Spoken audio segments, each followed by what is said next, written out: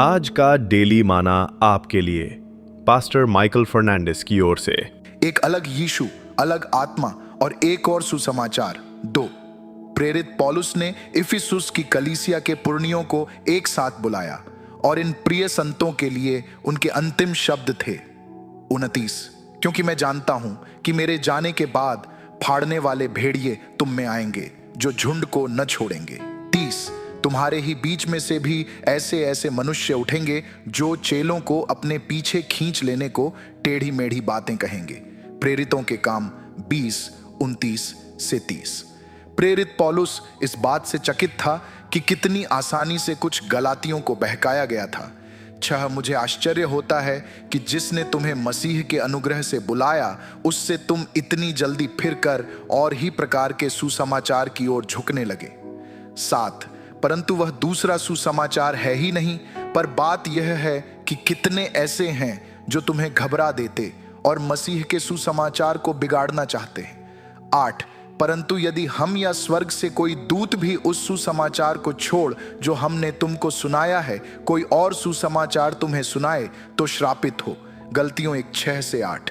Bible सिखाती है कि यीशु मसीह ही संसार का एकमात्र उद्धार करता है। प्रभु यीशु ने कहा, मार्ग और सच्चाई और जीवन मैं ही हूं, बिना मेरे द्वारा कोई पिता के पास नहीं पहुंच सकता।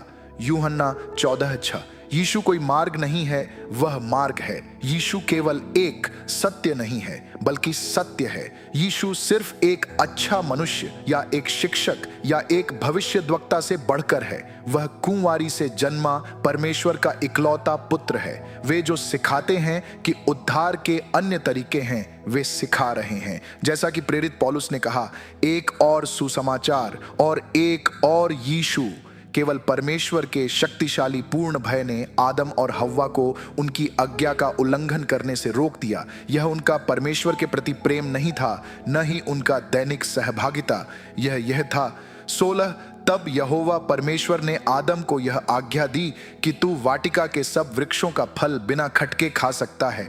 17, पर भले या बुरे के ज्ञान का जो वृक्ष है उसका फल तू कभी न खाना, क्योंकि जिस दिन तू उसका फल खाए उसी दिन अवश्य मर जाएगा। उत्पत्ति 2, 16 से 17। लेकिन शैतान एक चालाक और चिकना संदेश लेकर आया, तुम निश्चय न मरोगे।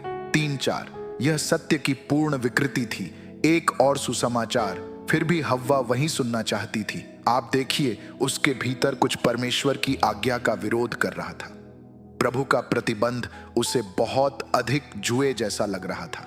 शैतान को पता था कि यह हव्वा में था और उसने तुरंत उसके अंदर परमेश्वर के भय को कम करना शुरू कर दिया।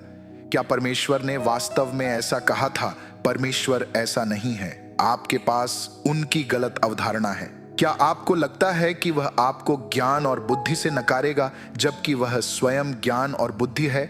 आपको क्या लगता है कि वह किस तरह का परमेश्वर है? आप निश्चित रूप से नहीं मरोगे।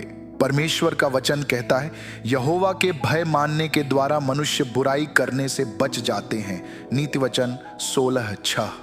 नीति वचन 14:12 में हम पढ़ते हैं, ऐसा मार्ग है जो मनुष्य को ठीक देख पड़ता है परंतु उसके अंत में मृत्यु ही मिलती है। आज तुम कहां खड़े हो? आइए अभी हम प्रार्थना करें।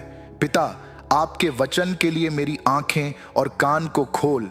मुझे और मेरे परिवार को कपट से बचा। मुझे सही लोगों से जोड़ दे। यीशु के नाम में, आमीन।